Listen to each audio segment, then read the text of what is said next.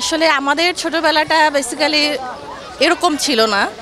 আমাদের কি হতো, গ্রামীণ পরিবেশে যে মেলাটা বসতো, কোনো একটা বিশেষ জায়গা, কোনো একটা বটতলা বা পাকড়তলা, এরকম কোনো একটা জায়গাতে মেলা বসতো। তো আমরা যেতাম, সব ফ্রেন্ডরা মিলে গার্ডিয়ানদের সাথে যেতাম। এখনকার বাচ্চারা আসলে ওই ফ্লেভারটা পায় না। তারপরও পয়লা বৈশাখের যে একটা আয়োজন করা হয় রমনার বটমূলে, তারপর টিএসসি প্রাঙ্গণে যে শোভাযাত্রা, আনন্দযাত্রা যেটা করা হয়, এটার মাধ্যমেও তারা কিছুটা উপভোগ করার সুযোগ পায় আমার মনে হয়।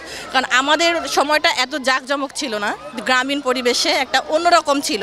আর এখন বেশ জাঁকজমক হয়, তারপরে বিভিন্ন শ্রেণী পেশার মানুষ একসাথে হতে পারে। সেক্ষেত্রে আমার মনে হয় যে আনন্দটা আসলে নষ্ট হয়ে গেছে বা কমে গেছে এরকম না, ভিন্ন ধারার একটা আনন্দ এখনকার বাচ্চারা পাচ্ছে, আমার কাছে এটা মনে হয়। কখন এসেছেন? আমি এসেছি ঘন্টা দেড়েক এরকম হবে। জি। এই যে পান্তা, ইলিশ পান্তার যে বিষয়টা, সেটা কি এবছরে আসলে উদ্বোধন করা হয়েছে? ইলিশ পান্তা খেয়ে এসেছি। আসলে এটা আমি প্রতি বছরই করি, যখন ইলিশের সিজন থাকে কিছু মাছ আমি ফ্রিজে রেখেই দিই এই দিনটার জন্য। তো আজকে সকালেও করেছিলাম পান্তা ইলিশ, আমার বাচ্চা, হাজবেন্ড, বাসা যারা থাকে সবাই মিলে পান্তা ইলিশ খেয়ে তারপর আমরা বের হয়েছি।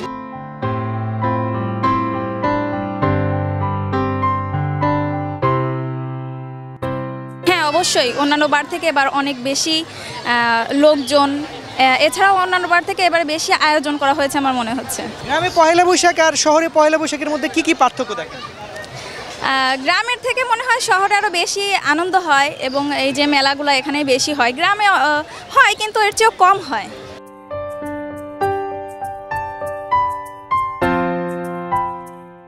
ভালোই লাগছে। আমরা তো অনেক বছর পয়লা বৈশাখ করা হয়নি, অনেক বছর পর বাচ্চাদেরকে নিয়ে এসেছি, খুব ভালো লাগছে।